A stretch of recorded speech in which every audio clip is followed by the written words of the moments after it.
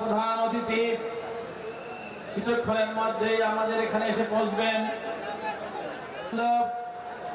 আশেপাশের জেলা থেকে আগত আইন শৃঙ্খলার দায়িত্বে নিয়োজিত সম্মানিত পুলিশ এবং সেনাবাহিনীর সদস্যবৃন্দ সাল্লাল্লাহু আলাইহি ওয়াসাল্লামের দরবারে যিনি আমাদের ইহকালীন এবং পরকালীন জীবনের একমাত্র আদর্শ, আজকে শুধু জামাত ইসলামী নয়, এদেশের গণতান্ত্রিক আমি সকল মানুষ, আজকে যে সমস্ত তরুণ ছাত্র সমাজ, আমরা দোয়া করি আল্লাহ তাআলা যেন তাদেরকে শহীদ হিসেবে কবুল করেন।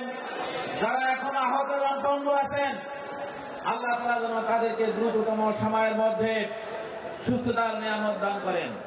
মাহফিল অ্যাপস, দেশের সর্ববৃহৎ ইসলামিক ভিডিও স্ট্রিমিং অ্যাপস।